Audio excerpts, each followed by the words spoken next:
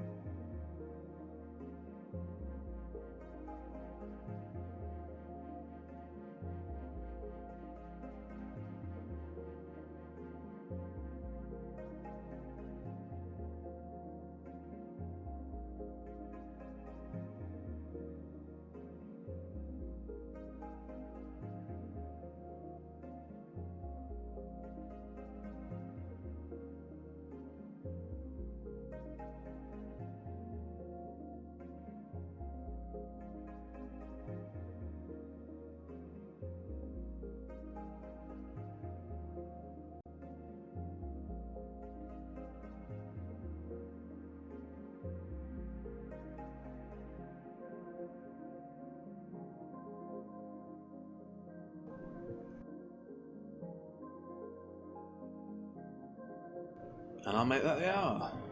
Just about. What is it when the outbreak is set to go slow?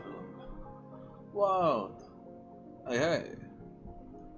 So, let's run down the list real quick, shall we? First things first. I do have some thanks to you. I've got the whole list to do today. But yeah, so. And then let's first things first. I want to give big thanks to the Psycho Gamer, Mocha Moth, and Incor VT, all of whom have followed since the last stream we did over on this channel. Well, congratulations on surviving. Wow, that's always a tough one. I know there's been some days. So thanks to those three for following since last time. And well, I guess we'll move on to the second one then. Yeah. So there are badges today, but not the particular drop type. With those three follows, I have hit the requirements to grant people the role of VRP. And so for certain of you who have been instrumental to my growth as a streamer, or have just been here for a very long time and which have shown you dedication to the channel, I thought I might as well give some of that out. I will specifically say, by the way, that Abe, if at any point you want the VRP badge, I'm happy to give it to you, but I have already given you the mod badge and you can't have both. So if you want to trade in your sword for a diamond, let me know and I'll make the swap for you. Hey, Nesca. True enough, true enough. But yeah, that's it. But Abe, if you want a diamond rather than a sword, let me know and I'll do the swap for you. And honestly, if you'd like the big hammer rather than a sword as well, I'll do that swap for you too. You've given your all for this channel, and I respect the hell out of it. But yeah, so there are 6 VIPs, I believe, who have been granted, and so far half of them have spoken in chat. So you're very welcome, Wild. Thank you for being here so often and supporting the channel. Oh no, that's 4 of the VIPs have spoken now. Turner, welcome in as well. Yeah, it's a big day. Yeah. I guess I should probably mention just the other 2 VIPs are Ivy, who only sometimes stops in, but has also been a big contributor to like me getting where I am, and Discipline, who without whom I wouldn't know any of you. So really appreciate him. Yeah, thank you for the congrats on 50, and thank you kindly, Wild. Have a good luck. Have a good luck. But yeah, so that's the badges done today and the follows. So the only thing that remains now, the main list, is to go update Plague, who has just gotten her 5th first. I mean, you're the first person to get out of the little ones after Abbe. So congratulations on that. There we are. Now, that's the main list done. Oh no, it's not, because I forgot there is a 4th thing that I'm supposed to do on the list now, but conveniently we're in a good place to do it.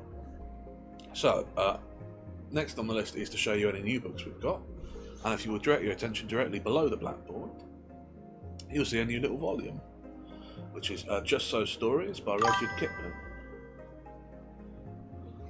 which normally when I get my short stories they're in individual volumes, because the wizards like to have them like that for some reason. But this is a collection of short stories that are all in one. So yeah. Which I don't know why they're all there. But yeah. Hey Abby. Yeah. They're all in one together. We'll probably do them at some point. They're also meant to be kid stories, but they're also about the same sort of age as the Oscar Wilde ones, so I'm not sure if they're quite messed up. We'll have to figure that out together. But yeah, so I haven't done that. So that's the main list of things that I've got to do. And for those of you who were here yesterday, I think you will have heard. Thanks, Abbe. I appreciate it. And again, if you'd rather have a diamond than a sword, let me know. Or if you'd rather have an hammer than a sword as well, let me know. So, yeah. So if you were here yesterday, which I think most of you were, you'll have heard that Lamp decided that the clip I did on Confucius' stream was good, and he made me do another one. And he has told me that, which ever since then he's been banging on about that clip being very important. It's great, he says, it's driving engagement, we've got to do it, we've got to get views. I have access to the channel. I know for a fact that that clip, as well as the first clip, both have 1 view total.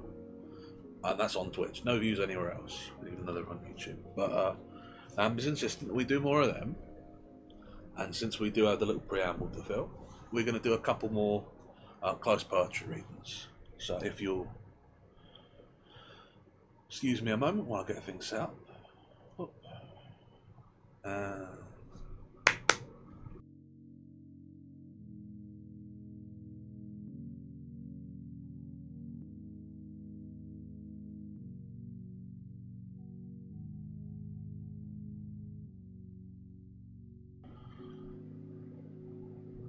And this time we have 2 poems for the price of 1, given the need to fill some time. So if you'll bear with me.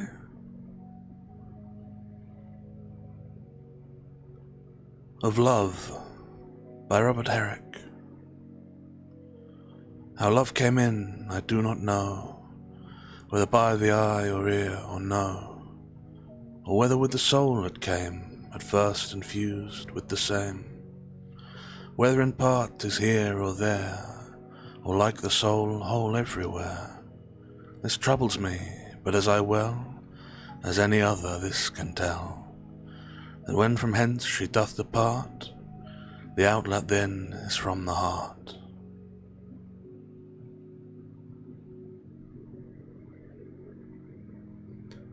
That was Of Love by Robert Herrick. And our second one, Invitation to Love by Paul Laurence Dunbar. Come when the nights are bright with stars, or come when the moon is mellow. Come when the sun his golden bars drop on the hayfields yellow. Come in the twilight soft and grey, come in the night or come in the day. Come, O love, whene'er you may, and you are welcome, welcome. You are sweet, O love, dear love, you are soft as the nesting dove. Come to my heart and bring it to rest, as the bird flies home to its welcome nest. Come when my heart is full of grief, or when my heart is merry. Come with the falling of the leaf, with the reddening of the cherry. Come when the year's first blossom blows, come when the summer gleams and glows. Come with the winter's drifting snows, and you are welcome, welcome.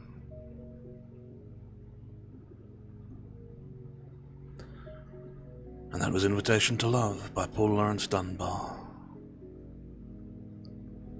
And while I am here and in the little mode for it, I'll also remind you that because we have hit 50 followers, we will be once again doing our next Torrid Tuesday stream in this style. So that's something to look forward to. But I think back to where we were, eh?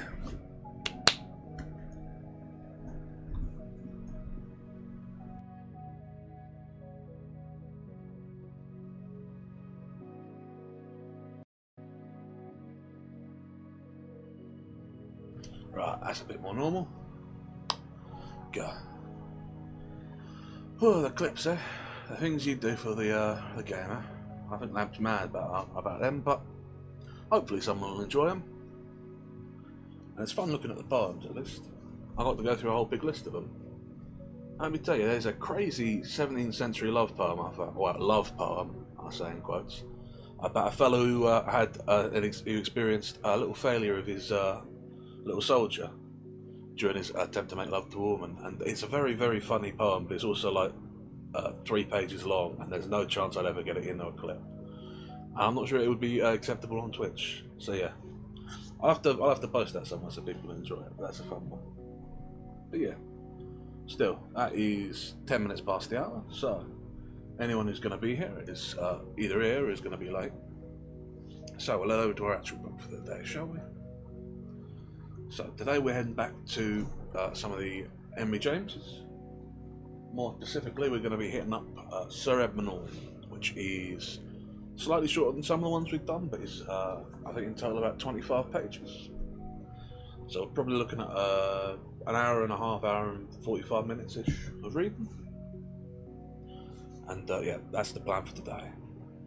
So yeah, let me have a quick drink of water and then I'll go into my normal spiel.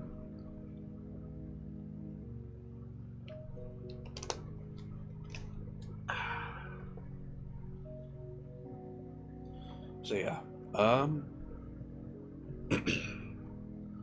as always, while I'm going through this, if at any point you manage to miss some part of the text, either because I've stumbled over the words or there's been a technical issue, or for any other reason that might lead to it, do feel free to let me know and I will endeavour to go back over the text to cover the part that you've missed. I'm always happy to do that. If you have comments, thoughts, questions, let me know. I'm always happy to have a chat. This one's fairly long, so we will be taking a break part way through for the ads, so at least, you know, there's a few moments there that we'll be pausing too, so I'll be happy to answer any questions then if they're long or just while we're going. But yeah, other than that, always happy to have a chat, but I don't think there's anything else to say, so unless you've got a redeem you want to immediately cash in, which I will give you a couple of seconds.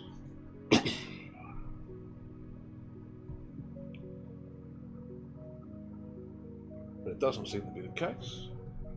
So then, without any further ado, if you are sitting comfortably, I shall begin.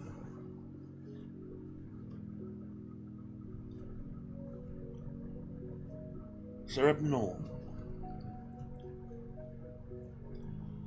The statement appears to have been written, though the fragment is undated, long after the death of his wife, who might take to have been one of the persons referred to.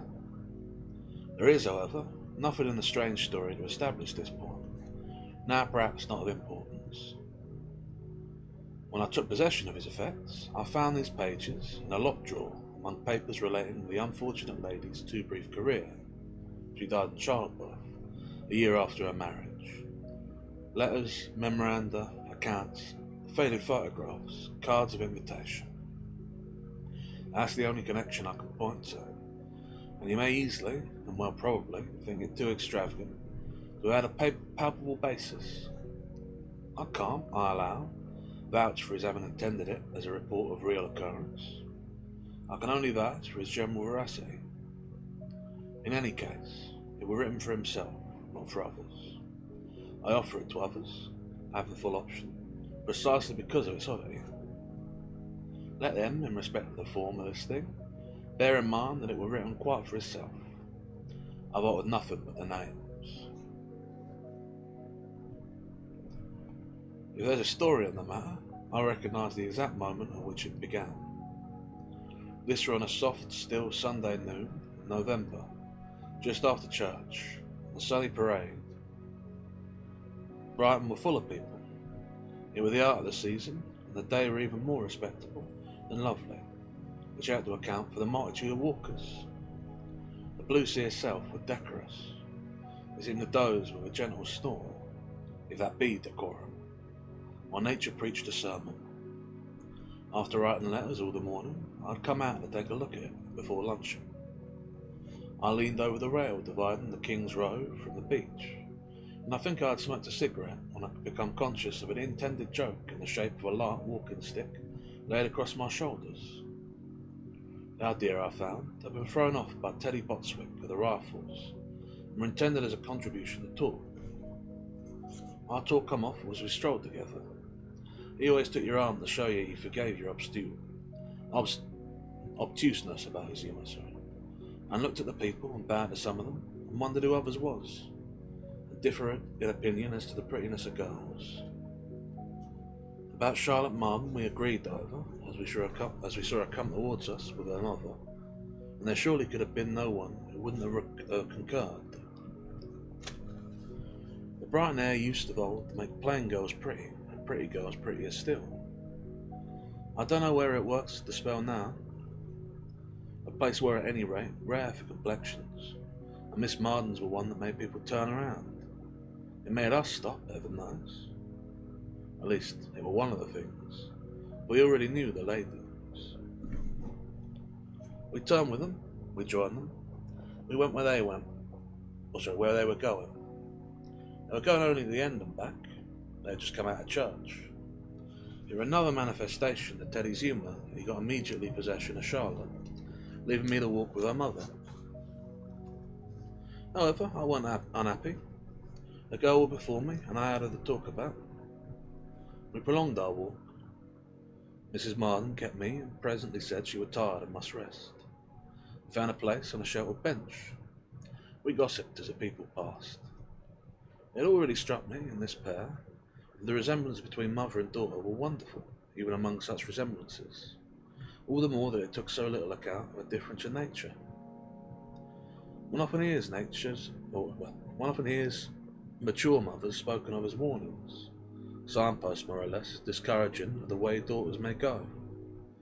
There were nothing deterrent in the idea that Charlotte should be at 55 be as beautiful, even though it were conditioned on her being as pale and preoccupied as Mrs. Marden. At 22 she had a rosy blankness and were admirably handsome. Her head had the charming shape of her mother's, and her feature the same fine order. Then there were looks and movements and tones. Movements when you could scarce say if it was aspect or sound, which between the two appearances referred and reminded.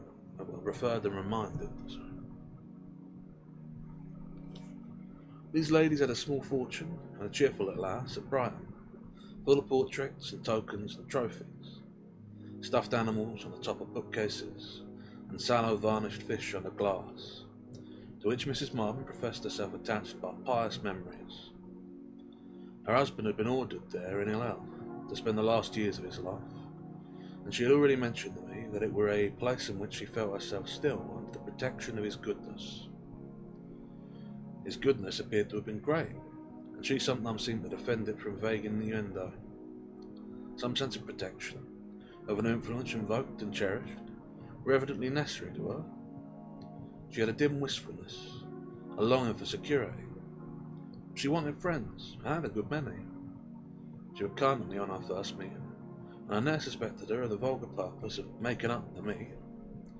A suspicion, of course, unduly frequent in conceited young men. It never struck me that she wanted me for her daughter, nor yet, like some unnatural mammals, for herself.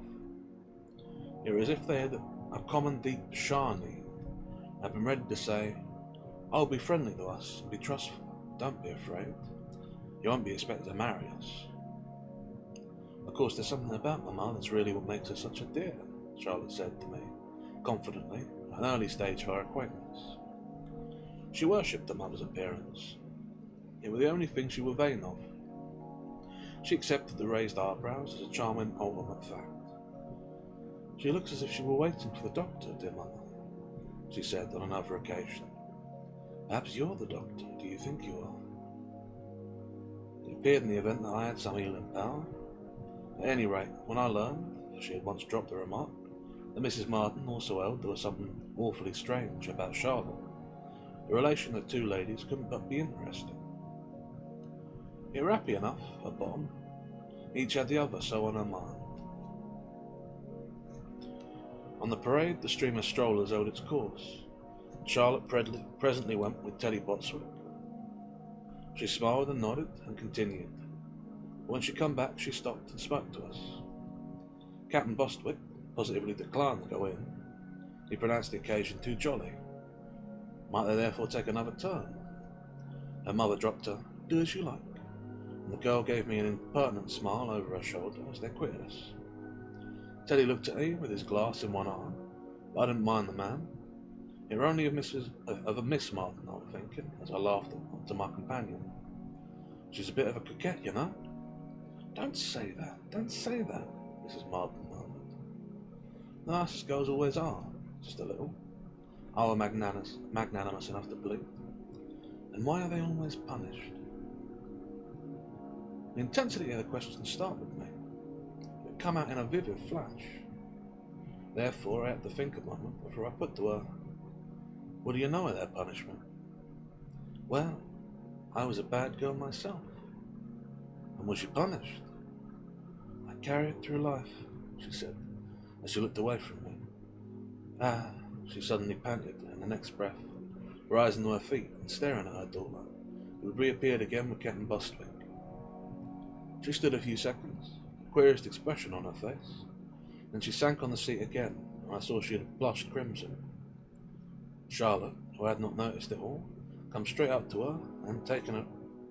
Who had noticed it all, come straight up to her and taking her hand with quick tenderness, seated herself at the other side. The girl had turned pale. She gave her mother a fixed, scared look. Mrs. Martin, who had some shock that escaped our detection, recovered herself. That is, she sat quiet and inexpressive, gazing at the indifferent crowd, the sunny air, the slumbering sea. My eyes happened to fall nevertheless on the interlocked hand of the two ladies. I quickly guessed the grasp of the elder to be violent. Bostwick stood before them, wondering what was the matter, and asking me, from his little vacant disc, if I knew. Said Charlotte to say to him, after a moment, and with a certain irritation, "Don't stand there that way, Captain Bostwick. Go away. Please, go away." I got up at this, hoping Mrs. Martin weren't ill, but she had once begged we wouldn't leave them, that we'd particularly stay, and that we would presently come home to luncheon. She drew me down beside her, and for a moment I felt her hand press my arm, in a way that might have been an involuntary betrayal of distress, and might have been a private signal. What she should have wished to point out at me, I couldn't divine. Perhaps she had seen in the crowd something abnormal. She explained to us in a few minutes that she were all right, that she were only liable to palpitations. They come as quickly as they went, took time to move, a truth on which we acted. The incident was felt to be closed. Botswick and I lunched with our sociable friends, and when I walked away with him, he professed he had never seen creatures more completely to his taste. Mrs. Marden had made us promise to come back the next day to tea. They had exhorted us in general to come as often as we could. Yet the next day, when at 5 o'clock I knocked at the door of the pretty house, you were but to learn the ladies had gone up to town. They had left a message for us with the butler. We were to say they had suddenly been called and much regretted it. They would be absent a few days. This was all I could extract from the dumb domestic. I went again 3 days later. They were still away. It was not till the end of a week that I got a note from Mrs. Marden. "We're back," she wrote. "Do come and forgive us." It was on this occasion, I remember, the occasion of my going just after getting the note, that she told me she had distinct intuitions. I don't know how many people there were in England at that time in that predicament. There were very few who would have mentioned it, so that the announcement struck me as original, especially at her point, were that some of these uncanny promptings were connected with myself. There was other people present, idle Brighton folk, old women with frightened eyes and irrelevant interjections, and I had 2 few minutes' talk with Charlotte. But the day after this, I met them both at dinner, and had the satisfaction of sitting next to Miss Marden. I recall this passage as the hour of its first fully coming over me that she were a beautiful, liberal creature. I had seen her personality in glimpses and gleams, like a song sung in snatches, but now it was before me in a large rosy glow, as if it had been a full volume of sound. I heard the whole of the air, and it was sweet, fresh music, which I were often the one over. After dinner, I had a few words with Mrs. Marden. It was at the time, late in the evening, when tea were handed about. A servant passed near us with a tray. I asked her if she would have a cup, and, on her assenting, took one and offered it to her. She put out her hand for it, and I gave it her, safely, as I supposed. As her fingers was about to secure it, she started and faltered, so that both my frail vessel and its fine recipient dropped with a crash of porcelain, and without, on the part of my companion, the usual woman's motion to save her dress. I stooped to pick up the fragments, and when I raised myself, Mrs. Marden was looking across the room at her daughter, who returned it with lips that cheer but anxious eyes. "Dear mamma, what on earth is the matter with you?" the silent question seemed to say. Mrs. Marden coloured, just as she had done after her strange movement on the parade the other week, and I was therefore surprised when she said to me, with unexpected assurance, "You should really have a steadier hand." I had begun to stammer a defence of my hand when I noticed her eyes fixed upon me with an intense appeal. It was ambiguous at first, and only added to my confusion, and suddenly I understood, as plainly as if she had murmured, "Make believe it was you, make believe it was you." The servant came back to take the morsels of the cup and wipe up the spilt tea, and while I were in the midst of making believe, Mrs. Marden abruptly brushed away from me and from her daughter's attention and went into another room. She gave no heed to the state of her dress. I saw nothing more of either that evening. The next morning, in the King's Road, I met the younger lady with a roll of music in her muff. She told me she had been a little way alone to practice duets with a friend, and I asked her if she would go a little way further in company. She gave me leave to attend her to her door, and as we stood before it, I inquired if I might go in. "No, not today. I don't want you," she said, very straight, though not unamiably, while the words caused me to direct a wistful, disconcerted gaze at one of the windows of the house. It fell on the white face of Mrs. Marden, turned out at us from the drawing room. She stood long enough to show it was she, and not the apparition I had come near to taking it for, and then she vanished before her daughter had observed her. The girl, during our walk, had said nothing about her. As I had been told they didn't want me, I left them alone a little, after which certain hazards kept us still longer apart. I finally went up to London, and while there received a pressed invitation to come immediately down to Trenton, a pretty old place in Sussex, belonging to a couple whose acquaintance I had lately made. I went to Trenton from town, and on arriving found the Mardens, with a dozen other people in the house. The first thing Mrs. Marden said was, "Will you forgive me?" When I asked what I had to forgive, she answered, "My throwing my tea over you." I replied that it had gone over herself, whereupon she said, "At any rate, I was very rude, but sometimes I think you'll understand, and then you'll make allowances for me." The first day I was there, she dropped 2 or 3 of these references. She had already indulged in more than one, the mystic initiation in store for me, so that I begun, as the phrase is, to chaff her about, to say, I'd rather it were less wonderful and take it out at once. She answered that when it should come to me, I'd have indeed to take it out. There would be little enough of an option. That it would come would privately clear the way. A deep resentment, which were the only reasons she had ever mentioned them. Didn't I remember she had spoken to me of intuitions? From the first of her seeing me, she had been sure there were things I shouldn't escape knowing. Meanwhile, there were nothing to do but wait and keep cool, not to be precipitate. She particularly wished not to become extravagantly nervous, and I were, above all, not to be nervous myself. One got used to everything. I returned that, though I couldn't make out what she was talking of, I was terribly frightened.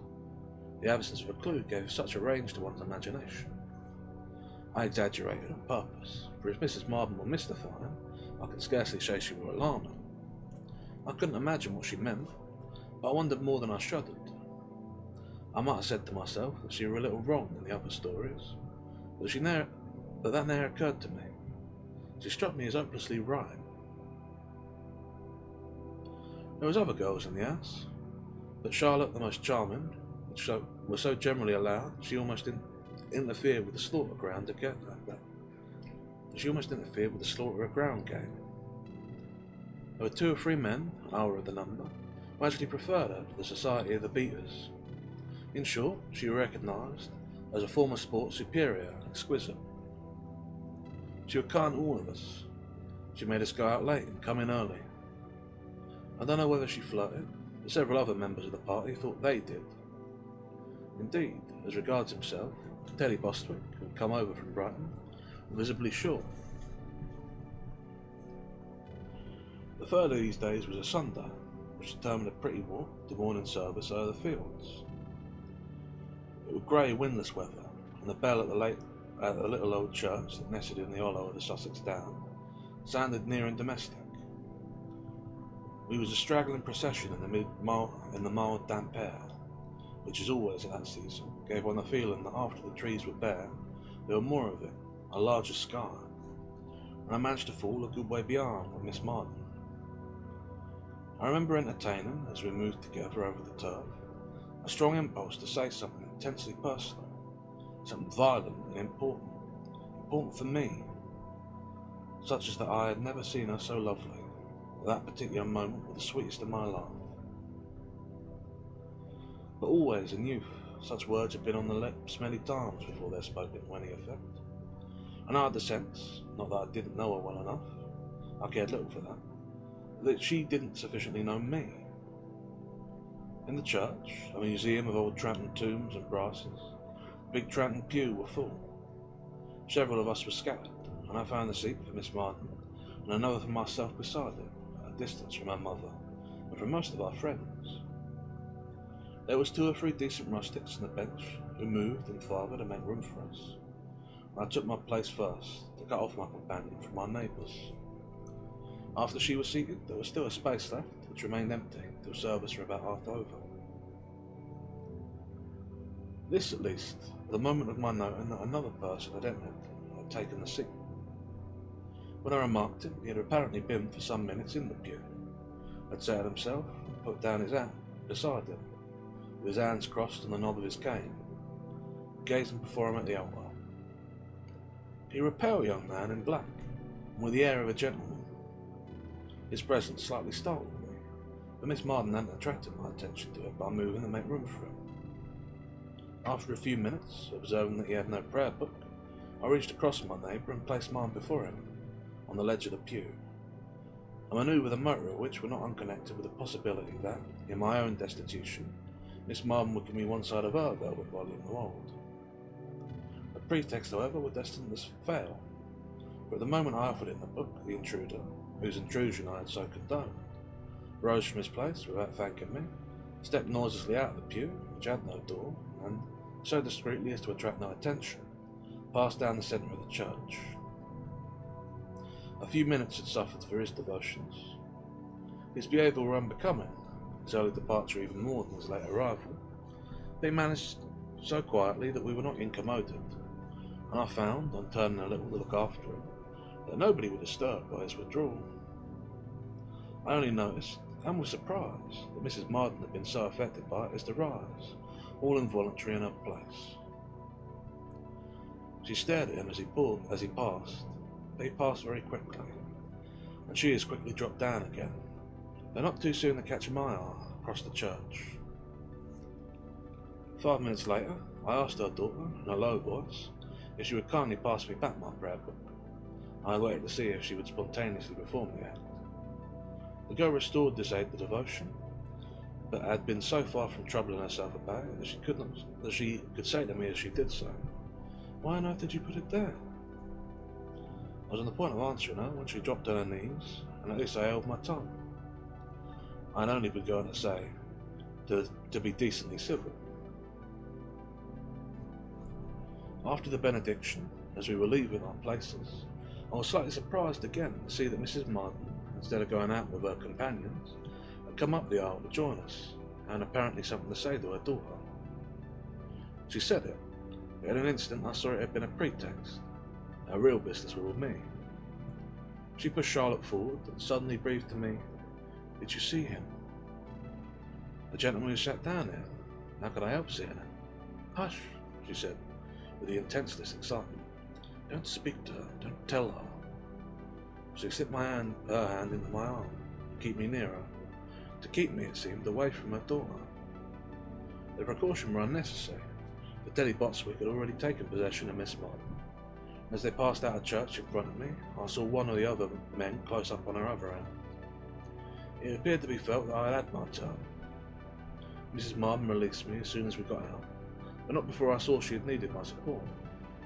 "Don't speak to anyone, don't tell anyone," she went on. "I don't understand. Tell anyone what? Why, that you saw him." "Surely they saw him for themselves." "Not one of them, not one of them." She spoke with such passionate decision that I glanced at her. She was staring straight before her, but she felt the challenge in my eyes and stopped short. The old brown timber porch of the church, with the others well in advance of us, where, looking at me now in quite an extraordinary manner, "You're the only person," she said, "the only person in the world." "But you, dear ma'am?" "Oh, me, of course. That's my curse." And with this she moved rapidly off to join the rest of our group. I halted at its outskirts on the way home. I had such food for rumination. Whom had I seen? And why were the apparition, the rope which before my mind's eye, all clear again, invisible to the others? If an exception had been made for Mrs. Marden, why did it constitute a curse? And why would others share so questionable a boon? This appeal, carried on in my own knocked breast, kept me doubtless quiet enough at luncheon. After that repast, I went out on the old terrace to smoke a cigarette, but had taken only a turn or two when I caught Mrs. Marden's moulded mask at the window of one of the round rooms, open with the crooked flags. It reminded me of the same flitting presence behind the pane at Brighton the day I met Charlotte and walked home with her. This time my ambiguous friend didn't vanish. She tapped on the pane and motioned me to come in. She was in a queer little apartment, one of many reception rooms of which the ground floor at Tramley consisted. It was known as the Indian Room, and had a style denominated Eastern. Bamboo lounges, lacquered screens, lanterns with long fringes, strange idols and cabinets, objects not held to conduce to sociability. The place was little used, and when I went round to her, we had it to ourselves. As soon as I appeared, she said to me, "Please tell me this. Are you in love with my daughter?" I really had a little to take my time. "Before I answer your question, will you kindly tell me what gives you the idea? I don't consider I've been very forward." Mrs. Marden, contradicting me with her beautiful anxious eyes, gave me no satisfaction on the point I mentioned. She only went on strenuously, "Did you say nothing to her on the way to church?" "Why don't you think I said anything?" by the fact that you saw him. Saw whom, dear Mrs. Martin?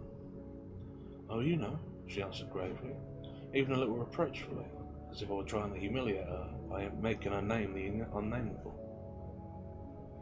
Do you mean the gentleman who formed the subject of your strange statement in church? The one who come into the pew? You saw him, she panicked, with a strange mixture of dismay and relief. Of course I saw him, and so did you. He didn't follow. Did you feel it to be inevitable? I puzzled again. Inevitable? You should see him. Certainly, since I'm not blind. You might have been. Everyone else is. Oh, wonderful at sea, and I frankly confessed it to my questioner. But the case wasn't improved by presently exclaiming, I knew you would from the moment you should be really in love with her. I knew it'd be the test. What do I mean? The proof. Are there such strange bewilderments attached to our state, our smart doors? You can judge for yourself. You see him. She's quite exalted in it. You'll see him again. I've no objection, but I should take more interest in him if you would kindly tell me who he is. I'll pause for a moment here to have a quick swallow of water.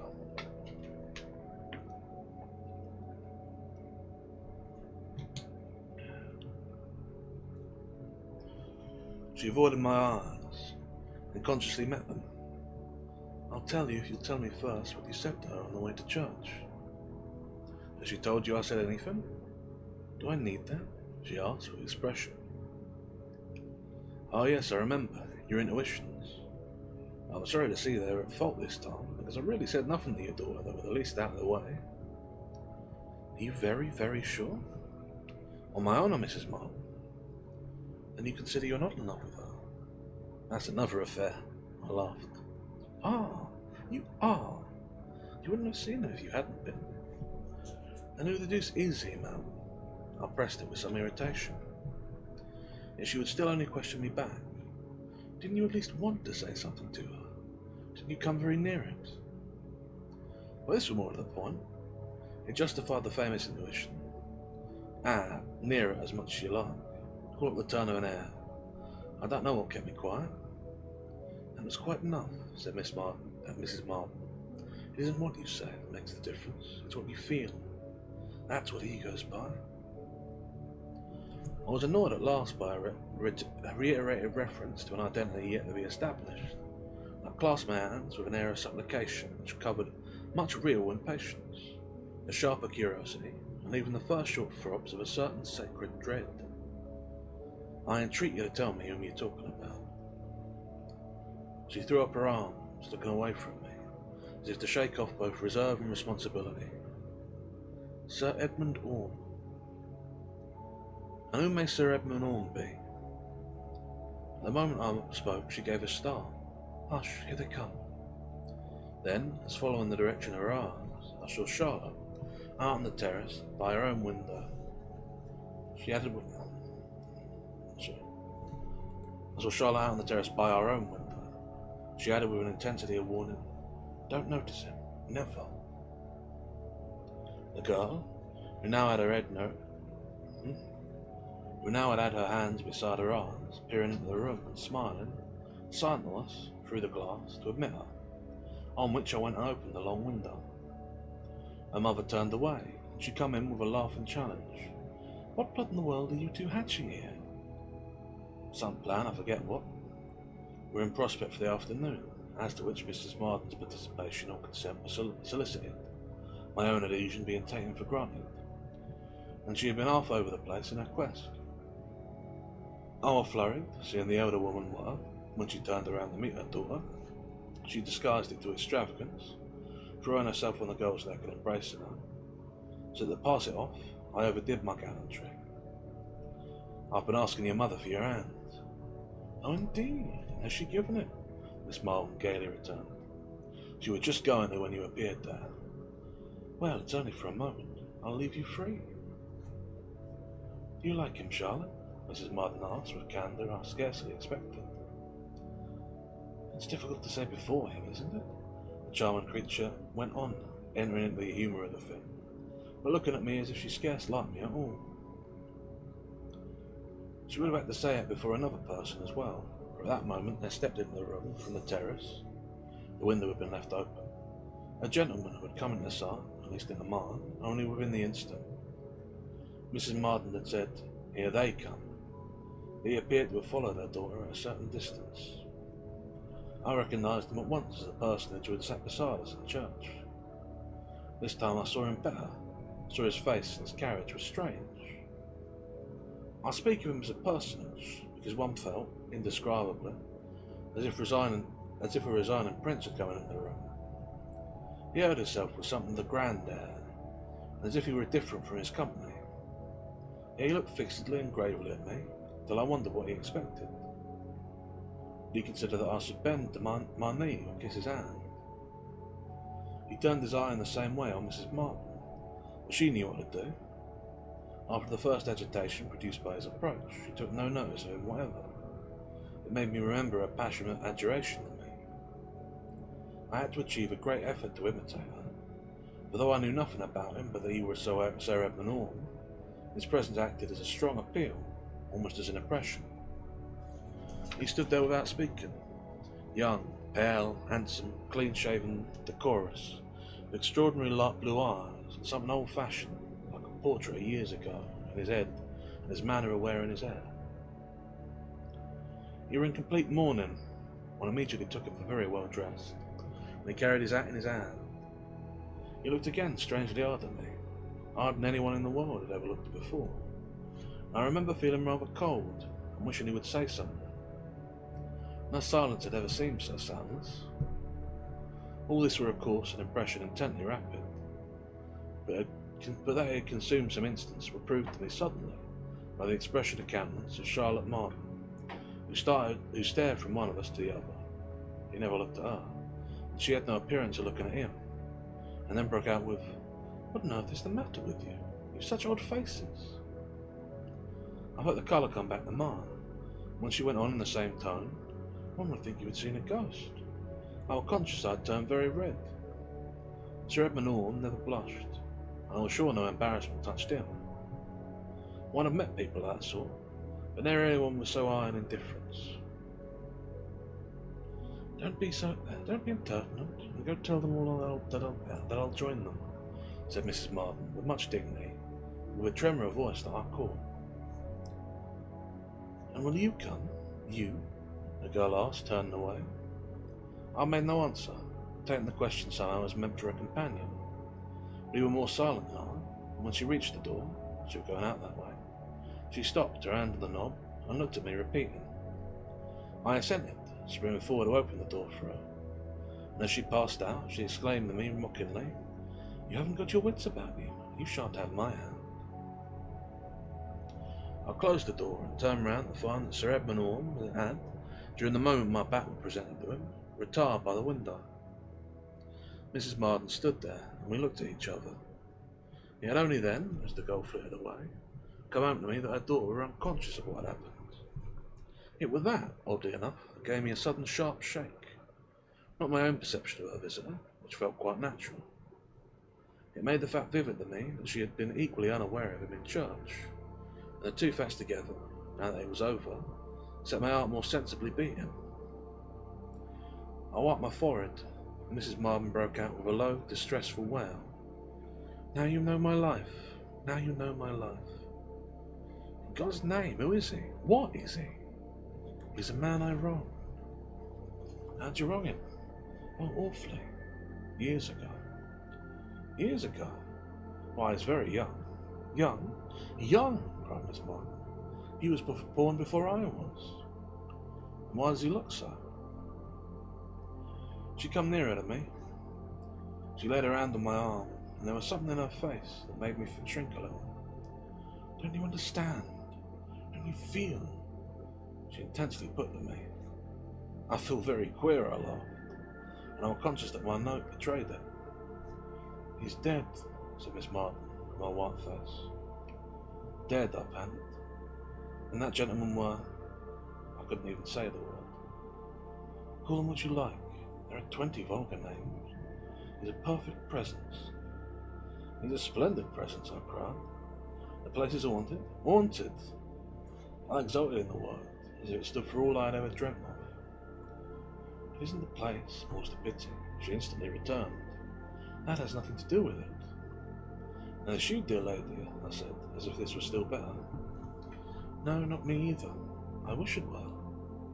Perhaps it's me, I suggested, with a sickly smile. It's nobody but my child. My innocent, innocent child. And with this, Mrs. Martin broke down. She dropped into a chair and burst into tears. I stammered some question. I pressed on her some bewildered appeal. She waved me off, unexpectedly and passionately. I persisted. I couldn't help her. Couldn't I intervene? You have intervened, she sobbed. You're in it. You're in it. I'm very glad to be in anything so extraordinary, I boldly declared. Glad or not, you can't get out of it. I don't want to get out of it. It's too interesting. I'm glad you like it. She turned from me, making haste to dry her eyes. And now go away. But I want to know more about it. You'll see all you want. Go away. But I want to understand what I see. How can you, when I don't understand myself? She helplessly cried. We'll do so together. We'll make it out. At this she got up, doing what more she could to obliterate her tears. Yes, we'll be better together. That's why I've liked you. Oh, what's that, Fro? I returned. And you must control yourself better. I will. We'll practice. You'll get used to it, said my friend, in a tone I now forgot. But go and join them. I'll come in a minute. I passed out into the terrace and felt I had a part to play. So far from dreading another encounter with the perfect presence, as she had called it, I were affected altogether in the very sense of pleasure. I desired a renewal of my luck. I opened myself wide to the impression. I went round the house as quickly as if I expected to overtake Sire Edmund Orme. I didn't overtake him just then, but the day went to close without my recognising that. As Mrs. Martin had said, I should see all I wanted of him. We took, or most of us took, the collective sociable walk which, in the English country house, is, or was at the time, a consecrated pastime of Sunday afternoons. It was restricted to such a regulated ramble as the ladies was good for, and the afternoons moreover were short, and by 5 o'clock we was restored to the far side of the hall, with a sense, on my part at least, that we might have done a little more for our tea. Mrs. Martin had said she would join us. She hadn't appeared. Her daughter, who had seen her again before we went out, only explained that she was tired. She remained invisible all afternoon. This was a detail to which I gave as little heed as I had given to the circumstance of my not having Charlotte to myself, even for 5 minutes, during all our walk. I had too much taken up with another intense interest to care. I felt beneath my feet the threshold of the strange door in my life, which had suddenly been thrown open, and out of which came an air of keenness I had never breathed, and a taste stronger than wine. I had heard all my days of apparitions, but they're a different thing to have seen one, and I know that I should in all likelihood see it familiarly, as I might say again. I were on the lookout for it as a pilot with a flash of a revolving light, ready to generalise on a sinister subject. To answer it, to all and sundry, the ghosts were much less alarming and much more amusing than we commonly supposed. There's no doubt that I were much uplifted. I couldn't get over the distinction conferred upon me, the exception, in the way of mystic enlargement of vision, made in my favour. At the same time, I think I did justice to Mrs. Martin's absence, a commentary which, when I come to think of on what she had said to me, now you know my life, she'd probably been exposed to our hoverer for years, and, not having my firm father, had broken down under it. Her nerve were gone, though she'd also been able to attest that, in degrees, one got used to it. She had got used to breaking down. Afternoon tea, when the dusk fell early, were a friendly hour at Trenton. The firelight played in the wide last century hall. Sympathies almost confessed themselves, lingering together, before dressing on deep sofas in muddy boots, the last words after walks, and even solitary absorption in the third volume of a novel that were wanted by someone else seemed a form of geniality. I watched my movement and went over to Charlotte when I saw her about to withdraw. The ladies had left the place one by one, and after I had addressed myself to her particularly, the three men who had been near gradually dispersed. We had a little vague talk.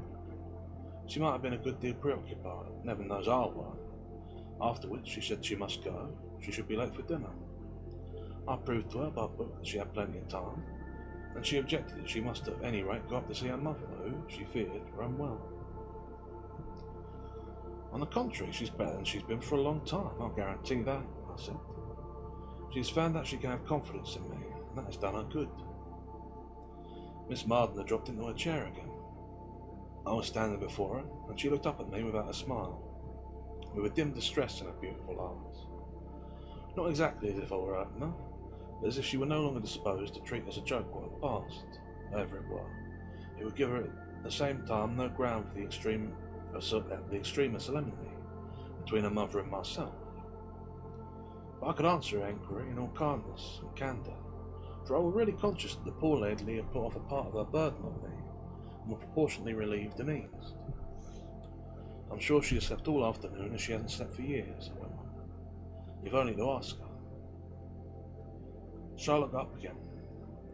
You make yourself out very useful. You've a good quarter of an hour, I said.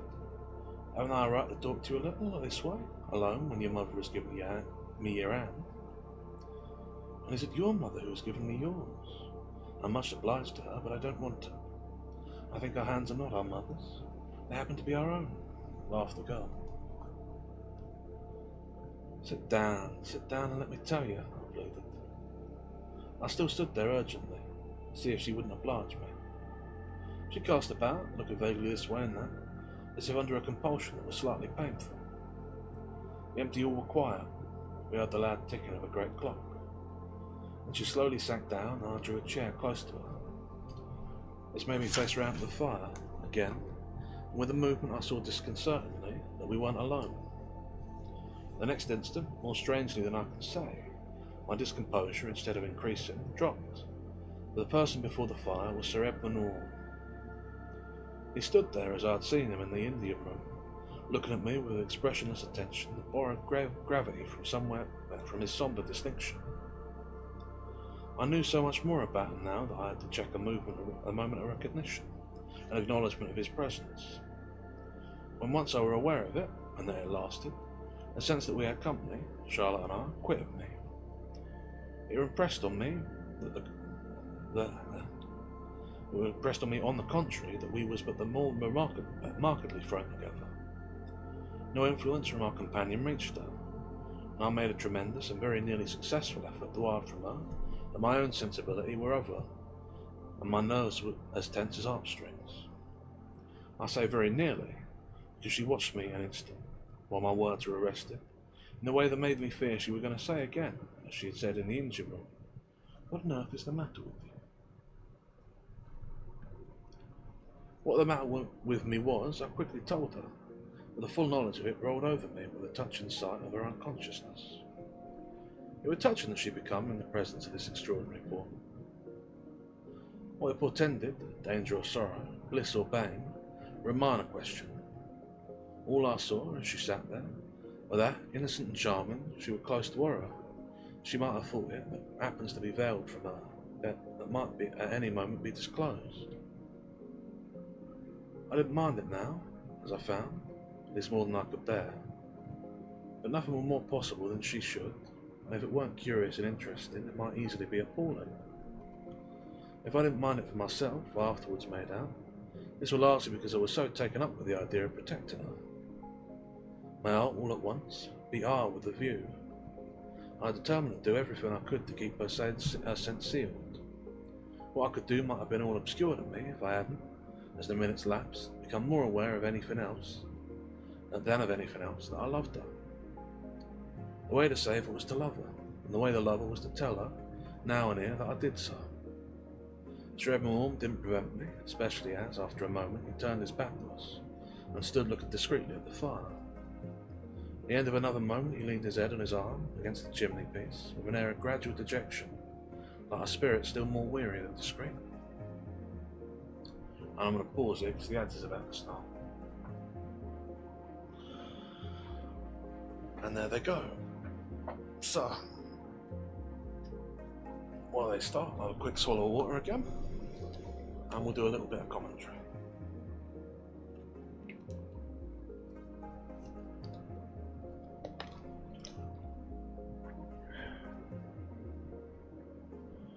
So there's a couple of things that are interesting to me about this one.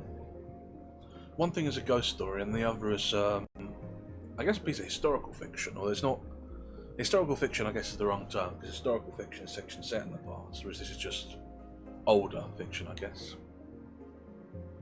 But yeah, what to say about it? So, the first thing I want to say about it is, I guess I'll say the piece that is about it being an older piece. It's odd to me that the character makes mention of the idea that Mrs. Marden, the elder, might have an interest in him as a partner. It's not something that you really hear about as being typical of more old-fashioned times, is it? At least that I'm aware of. I mean, you have the idea in modern day. It's not unheard of for an older woman to marry a younger man, especially a wealthy widow. But it's not something you generally see talked of in polite society. I wonder if it's maybe why the author has his little note about this being laid down for personal recollection rather than being a public one. But it's an odd consideration. But yeah, it feels a lot more modern than the rest of the story, which I believe is written at the latter half of the 19th century. The other thing I want to note is the idea of this haunting being the idea of a haunting that follows a person. It's a slightly interesting one. It's not entirely unheard of, but I don't think we've ever seen it done in this way, where it's like an actual typical spectre, especially a spectre that haunts a single person who cannot perceive it. The idea of a stalking ghost isn't unheard of, but generally it's stalking a person who's done it wrong, whereas from the suggestion of the story, it seems like it's the mother who's done wrong, and yet it's the daughter who is haunted, seemingly as some sort of punishment to the mother who's the only one who can perceive it. I'm sure there's going to be more to it, but there's not exactly a lot I can say concretely at this point, because we don't exactly know the mechanics of it, given we're only about, I think we're a little over halfway through the story at this point. Still, it's also quite a striking little figure of a ghost, really. Like, the description is fairly basic, but it's a good one, you know. Gentleman all in black, cane. That's a pretty good ghost. And passing for human as well, not bad in that respect. Not as insubstantial as a lot of ghosts. Well, it does make one wonder how at first it was realised. Well, I guess probably that actually probably the mother knew that he was dead and then saw him, which is how she figured him a ghost. Yeah. And yeah, that's the ads about it. Yeah, that's the ads ended even. So I'll have another quick swallow of water and we'll get back into it.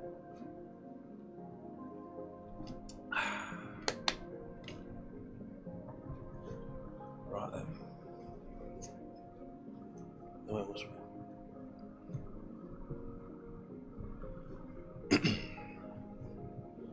At the end of another moment, he leaned his head on his arm against the chimney piece with an air of gradual dejection, like a spirit still more weary than discreet.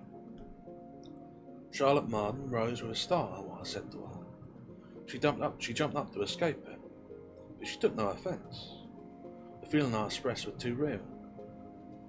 She only moved about the room with a depreciating manner, and I was so busy following up any little advantage I might have obtained, I didn't notice in what manner Sir Edmund Orme disappeared. I only found his place presently vacant. This made no difference. He had been so small a hindrance. I only remember being suddenly struck with something inexorable in the sweet sad headshake Charlotte gave me. I don't ask for an answer now, I said. I only want you to be sure, to know how much depends on it. Oh, I don't want to give it you now or ever, she replied. I hate the subject, please. I wish one could be let alone. And then, since I might have found something harsh in this irrepressible artless cry of beauty beset, she added, quickly, vaguely kindly, as she left the room. Thank you so very much. At dinner, I was generous enough to be glad for her on that. On the same time, I was generous enough to be glad for her that on the same side of the table with me, she hadn't me in range. Her mother were nearly opposite me. Just after we had sat down, Mrs. Martin gave me a long, deep look that expressed, and the utmost, our strange communion. It meant, of course, she has told me, but it meant other things beside.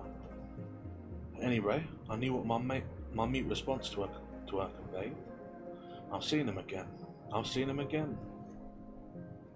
This didn't prevent Mrs. Martin from treating her neighbour with her usual scrupulous blandness.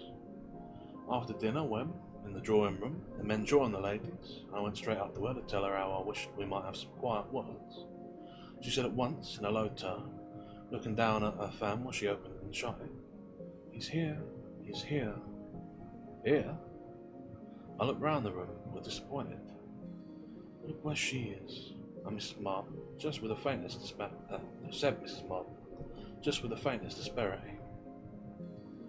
Charlotte were, in fact, not in the main salon, but in the smaller, in which it opened, which were known as the morning room. I took a few steps and saw her, through a doorway, upright in the middle of the room, talking with three gentlemen whose backs was practically turned at me. For a moment my quest seemed vain. I knew one of the gentlemen, the middle one, could but be Sire Edmund Orme.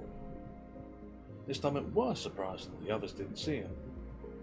Charlotte might have seemed absolutely to have her eyes on him, and to be addressing him straight. She saw me after an instant, however, and immediately averted herself. I returned to her mother with a sharpened fear that the girl might think I were watching her, which would be unjust. Mrs. Martin had found a small sofa, a little apart, and I sat down beside her. There were some questions I so wanted to go into that I wished we were once more in the Indian room. I presently gathered, however, that our privacy quite sufficed. We communicated so closely and completely now, and with such silent reciprocities, that it would, in every circumstance, be adequate. Oh yes, he's there, I said. And at about 7:15 we were in the hall. I knew it at the time, and I was so glad, she answered, straight. So glad? It was your affair this time and not mine. You had to rest for me. Did you sleep all the afternoon? I then asked. As I haven't done for months. But how did you know that? As you knew, I take it, that Sir Edmund Orme were in the hall. We shall evidently know of us things now. No. We shall evidently each of us know things now, where the other's concerned. Where he's concerned, Miss Martin amended. It's a blessing the way you take it, she added, with a long, mild sigh. I take it, I once returned, as a man who's in love with your daughter. Of course. Intense as I now felt my desire for the girl to be, I couldn't help laughing a little at the tone of these words, and it led my companion immediately to say, otherwise you wouldn't have seen him. Well, I esteem my privilege, but I saw an objection to this. Does everyone see him who's in love with her? If so, there'd be dozens. They're not in love with her as you are. I took this in and couldn't but accept it. I can, of course, only speak to myself, and I found a moment before dinner to do so. She told me as soon as she saw me, Mrs. Martin replied. And have I any hope? Any chance? What you may have is what I long for, what I pray for. The sort of sincerity of this touched me. How can I thank you enough? I murmured.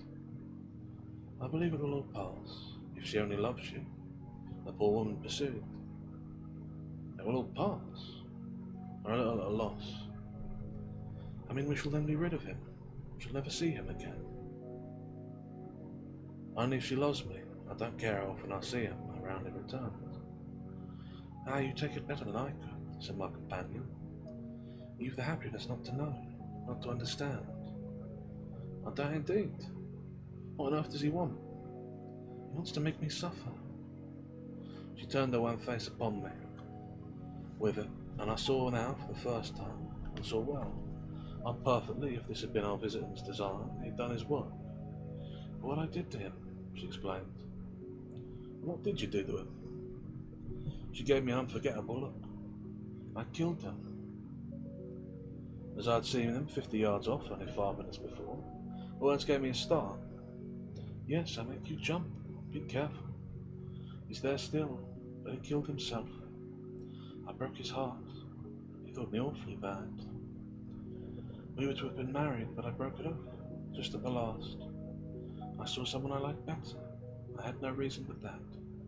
It wasn't for interest or money or position, or any of that baseness. All the good things were his. It was simply that I fell in love with Major Martin. When I saw him, I felt I couldn't marry anyone else. I wasn't in love with Edmund Orme. My mother and my married sister had brought it about. But he did love me, and I knew, that is almost knew, how much. But I told him I didn't care, that I couldn't, that I would never. I threw him over, and he took some abominable drug or drug that proved fatal. It was dreadful. It was horrible. It was found that way. He died in agony. I married Major Martin, not for 5 years. I was happy, perfectly happy. Time obliterates. When my husband died, I began to see him. I listened intently, wondering, is he your husband? Never, never. That way, thank God. To see him. And with Charty, always with Charty. The first time it nearly killed me, about 7 years ago when she first came out. Never went on by myself, only with her. Sometimes not for months, then every day for a week. I've tried everything to break the spell. Doctors and regimes and climates. I prayed to God on my knees. That day at Brighton on the parade with you when you thought I was ill. That was the first for an age. And then in the evening when I knocked my tea over, you, and the day you were at the door with her and I saw you from the window. Each time he was there. I see. I'm more thrilled than I could say. It's an apparition like another. Like another? Have you ever seen another? She cried. No, I mean, the sort of thing one has heard of. It's a tremendously interesting account of a case. You call me a case? My friend cried with exquisite resentment. I was thinking of myself. Oh, you were the right of that one, she went on. I was right when I trusted you. I'm devoutly grateful you did. What made you do it? I asked. I thought the whole thing out. I had time to in those dreadful years while he was punishing me and my daughter. I'll do that, I objected, if Miss Martin never knew. That has been my terror, that she will, from one occasion to another. I have an unspeakable dread of the effect on her. She's sharp, she hasn't. I engaged in such a tone that several people looked round. Mrs. Martin made me rise, and I taught drop for the evening. The next day I told her I must leave Tratton. It wouldn't even comfortable nor considerate to remain as a rejected suitor. She was disconcerted, but accepted my reasons, only appealing to me with mournful eyes. You'll leave me alone with my burden. It was of course understood between us that for many weeks to come there would be no discretion in worrying poor Charlotte.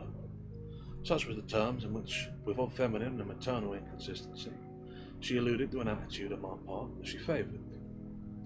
I was prepared to be heroically considerate. I held that even if this delicacy permitted me to say a word to Miss Martin before I went, I begged her after breakfast to take a turn with me on the terrace. And as she hesitated, looking at me distantly, I let her know it were only to ask her a question and to say goodbye. I'm going away for her. She came out with me, and we passed slowly round the house, 3 or 4 times.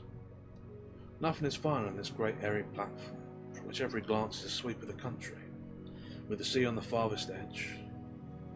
It might have been that we passed the windows, It might have been that as we passed the windows, we was conspicuous to our friends in the house, who would make out sarcastically why I was so significantly bowing. But I didn't care. I only wondered if they might really this time receive the impression of Sire Edmund Orme, who joined us on one of our turns and strolled slowly on the other side of Charlotte. Of what audacity were made, I know not. I've no theory about him, leaving that to others, any more than about such another of my fellow mortals, and his Lord being, as I have ever in life. He were as positive, as individual and ultimate a fact as any of these. Above all, he were, by every seeming, as fine and sensitive, of as thoroughly honourable a mixture, so that I should no more have thought of taking a liberty, of practising an experiment with him, of touching him, for instance, or of addressing him, since he set the example of silence, than I should have thought of committing any other social grossness. He had always, as I saw more fully later, the perfect propriety of his position, looked always arrayed and anointed, and carried himself ever, in each particular, exactly as the occasion demanded. He struck me as strange, incontestably, but somehow always struck me as right. I very soon come to attach an idea of beauty to his unrecognised presence, the beauty of an old story, of love and pain and death. What I ended by feeling was that he were on my side, watching over my interest, looking to it that no trick should be played on me, my heart at least shouldn't be broken. Oh, he had taken them seriously, his own wound and his own loss. He had certainly proved that in his day. If poor Mrs. Martin, responsible for these things, had, as she told me, fought the case out, I also treated it with the finest analysis I could bring to bear. Here a case of retributive justice, of the visiting on the children of the sins of the mothers, since not of the fathers.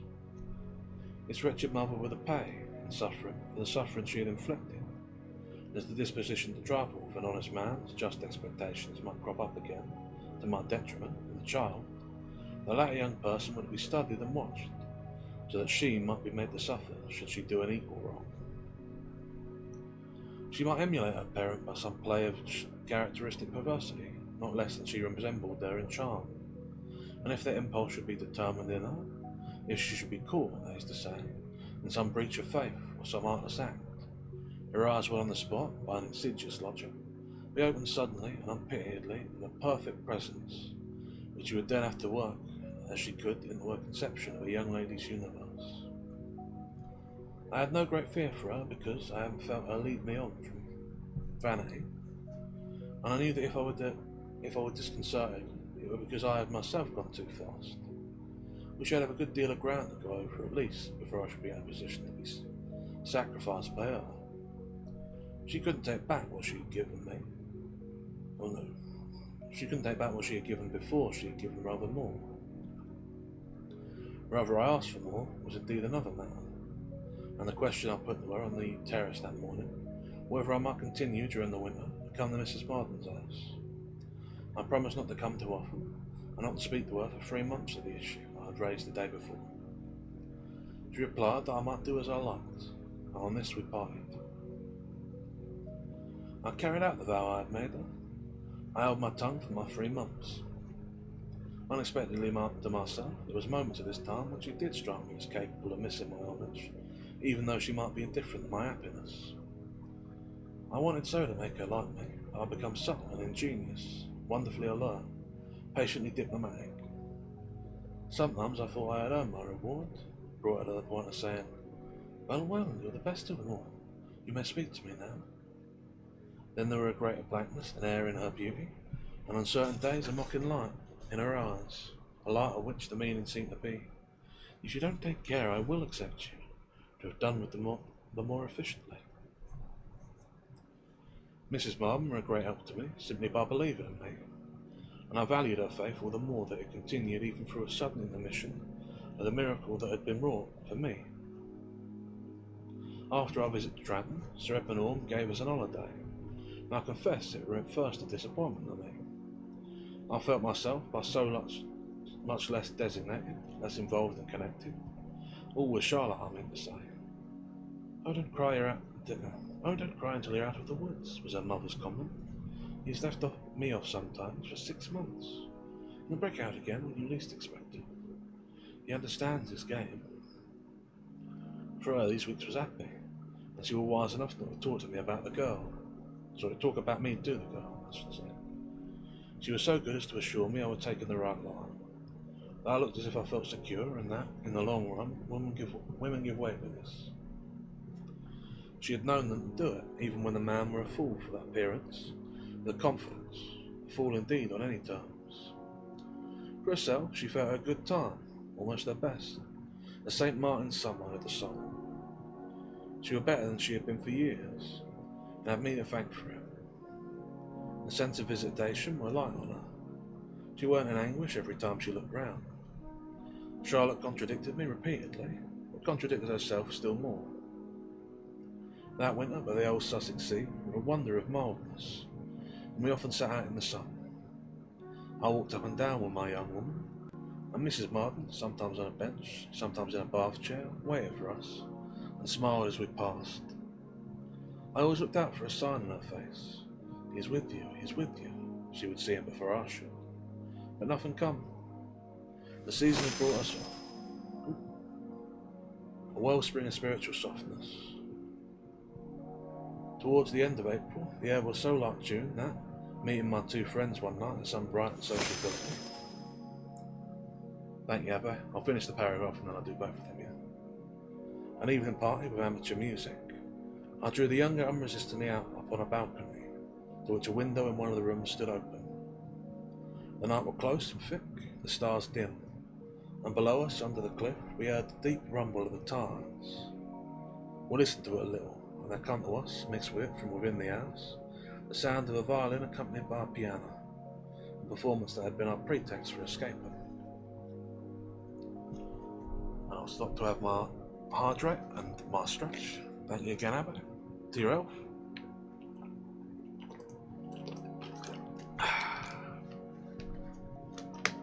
Hydrate done, and oh,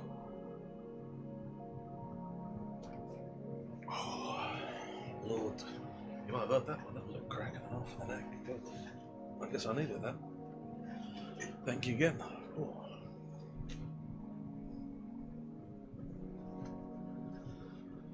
Yeah.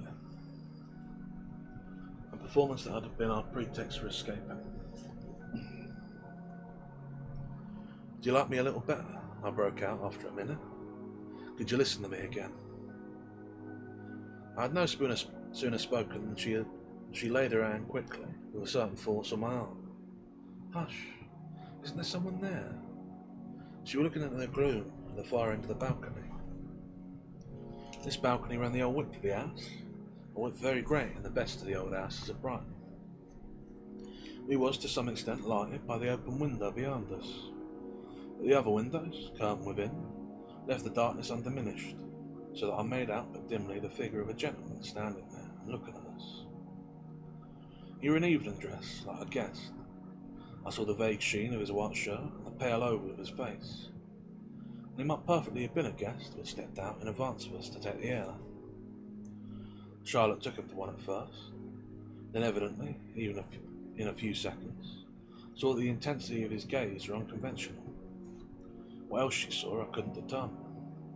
I was too occupied with my own impression to do more than feel the quick contact of her uneasiness. My own impression were in fact the strongest of sensations, a sensation of horror. For what could the thing mean but that the girl at last saw? I heard her give a sudden, gasping, "Ah!" I moved quickly into the house. It was only afterwards I knew that I myself had a totally new emotion. My horror passing into anger, and my anger into a stride along the balcony, with a gesture of reprobation. The case was simplified with the vision of an adorable girl, menaced and terrified. I advanced to vindicate her security, but I found nothing there to meet me. It was either all a mistake, or Sire Edmund Orme had vanished. I followed her at once. There were symptoms of confusion in the drawing room when I passed in. A lady had fainted, the music had stopped. There were a shuffling of chairs and a pressing forward. The lady was not Charlotte, as I feared, but Mrs. Martin, who had suddenly been taken ill. I remember the relief with which I learned this, but to see Charlotte stricken would have been anguish, and her mother's condition gave a channel to her agitation. It was of course all a matter for the people of the house, and for the ladies. I could have no share in attending to my friends, or in conducting them to their carriage. Mrs. Martin revived and insisted on going home, after which I uneasily withdrew. I called the next morning for better news, and learnt she was more at ease, but on my asking if Charlotte would see me, the message sent down were an excuse. There was nothing for me to do all day but roam with a beating heart. Towards evening, however, I received a line in pencil brought by hand. Please come, Mother wishes you. 5 minutes later, I was at the door again and ushered into the drawing room. Mrs. Marden lay on the sofa. As soon as I looked at her, I saw the shadows of death on her face. But the first thing that she said was that she were better, so much better. Her poor old fluttered heart had misbehaved again, but now were decently quiet. She gave her my hand, and I bent over her, my eyes on her eyes, and in this way we were able to read what she didn't speak. I'm really very ill, but appear to take what I say exactly as I say it. Charlotte stood there beside her, looking not frightened now, but intensely grave, and meeting no look of my own. She has told me, her mother went on. She's told you? I stared from one of them to the other, wondering if my friend meant that the girl had named to her the unexplained appearance on the balcony. And you spoke to her again, and you're admirably faithful. I felt a thrill of joy at this. It showed me that memory uppermost, and also that her daughter had wished to say the thing that would most soothe her, not the thing that would alarm her. Yet I was myself now sure as if Mrs. Marden had told me, that she knew and had known at the moment what her daughter had seen. I spoke, but she gave no answer. I said, "She will now, won't you, Charlotte? I want it so, I want it," our companion murmured with ineffable wistfulness.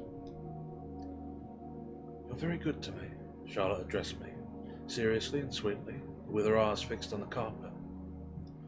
There was something different in her, different from all the past. She had recognised something.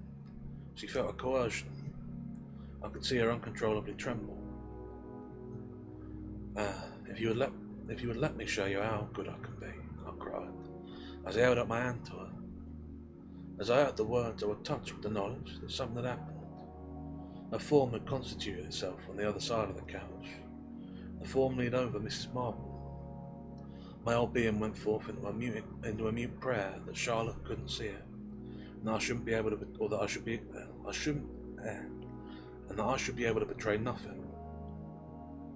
The impulse to glance towards her mother were even stronger than the involuntary movement of taking in Sire Edmund Orme, but I could resist even that, and Mrs. Marden were perfectly still. Charlotte got up to give me her hand, and then, with a definite act, she dreadfully saw. She gave, with a shriek, one stare of dismay, and another sound, the wail of one of the lost, fell at the same instant on my ear. But I had already sprung towards the creature I loved, to cover her, to veil her face, and she had as passionately thrown herself into my arms. I held her there a moment, pressing her close, giving up to her, feeling each of her throbs with my own, and not knowing which were which. And all of a sudden, coldly, I was sure we was alone. She released herself. The figure beside the sofa had vanished, and Mrs. Marden lay in her place with closed eyes, with something in her stillness that gave both of us a fresh terror. Charlotte expressed it in the cry of, "Mother! Mother!" with which she flung herself down. I fell on my knees beside her. Mrs. Marden had passed away.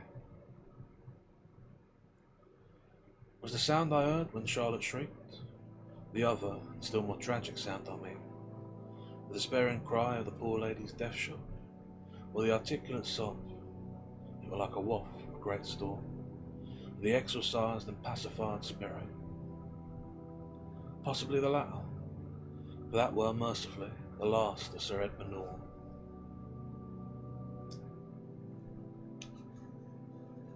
Appropriate enough, that is in fact the last of the story of Sire Edmund Orme. So, well, perhaps a little bit quicker than I expected, but not so much.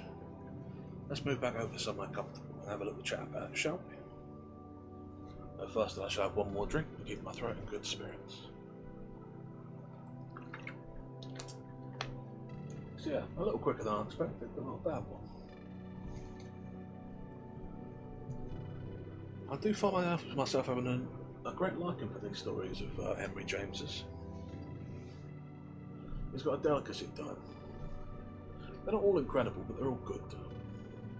And this one in particular, I think I really did enjoy. It manages to make a good marriage between a romance and a ghost story. Well, I mean, obviously there are like direct aspects, being that it is both a romance and a ghost story. But yeah, I mean, the haunting is part of the romance. Like the fact that the whole thing is tied in with both the romance of well, the younger Mrs. Martin and the broken romance of the older, sort of makes it a running theme. And the ghost is clearly tied to it in some way. And indeed, he only starts perceiving it when he decides or falls fully in love with the girl. That's the significant thing. Love is the motive, the means, the thing behind it.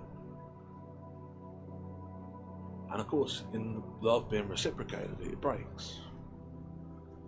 Indeed, I suspect that when she sees him for the first time at this on the balcony at the house party, that is when she decides that she returns his affections. That by being true to his word, by staying good and cordial to her without pressing her, and only once the time was past allotted that they had agreed upon, repressed in this case, she found that he was, I don't know, a good sort.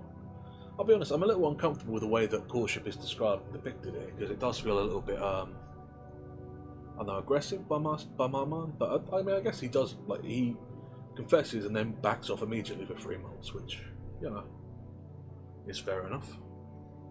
And he sticks to his words, which is decent. I don't know. Can't say I've got a lot of experience with formal courtship among the lesser gentry, so I don't know. Anyway, what else is there to say? I think that there's one aspect that does stand out to me in this story, which is a little bit more minor, but I think it's striking, and it's the way in which Edmund Orme vanishes. To a certain extent, it's how he appears as well, but appearing mysteriously is, you know, normal. But the way he vanishes is never like he doesn't like actually out and out disappear. Generally, he just slips away in between moments, almost as though he could have been a person. I mean, he walks away in the first one, and he's Jack, leaves the queue and just goes. But then the other scenes, you know, he disappears when people aren't looking. It's almost like the trick that Batman sometimes does in the films. You know, he's you turn away and then when you look back, he's gone. Even on the balcony scene where there is maybe a question of whether he just disappears straight out. I think there is the moment where, with Charlotte breaking into the house and sort of having the start, where obviously our narrator character, who, I don't think we get his name, but he would certainly have looked away and looked after her, during which time it's quite plausible that Edmund Orme could have slipped back in the house through one of the other doors and presumably on this wide balcony. I certainly doubt he were in view when he disappeared at any rate. It's interesting. It makes him a genuinely quite uncanny looking sort of ghost. And I mean that in the sense of not just being, you know, a standard apparition, but actually feeling like something a bit out of the usual, something supernatural without being explicitly so. There's a subtlety to it that I think is quite strong. Other than that, I think it's also a good example of a story of sort of a generational curse. I mean, it's said in the text itself, the sins of the father sort of thing. Well, sins of the mother more literally. But yeah, it is an interesting one. Other than that, well, I don't think I've got too much else to say on that one. Yeah. Quite a good one though, I think, overall. But yeah, I don't think I've got much else to say, so first things first, I'll pick someone I read out to. Plague is live, so we'll go for that, since you were here earlier. And having made that thing, I will thank all of you for having stopped by. I do so appreciate it, as I always do. And I hope you have a lovely rest of your day. Again, up and until the next of my streams, which ends. You're very welcome, Happy. I appreciate your noted enthusiasm in that comment. Yeah, as always, hope you have a lovely rest of your day until the start of my next stream, at which point you have to come back for my benediction. You're very welcome, Happy. But you're very welcome, Ask. You're very welcome, all of you. I genuinely appreciate you being here for this, and I do enjoy it. Yeah. I don't think I have much more to say, so I hope you're the best. And as always, ta-ra.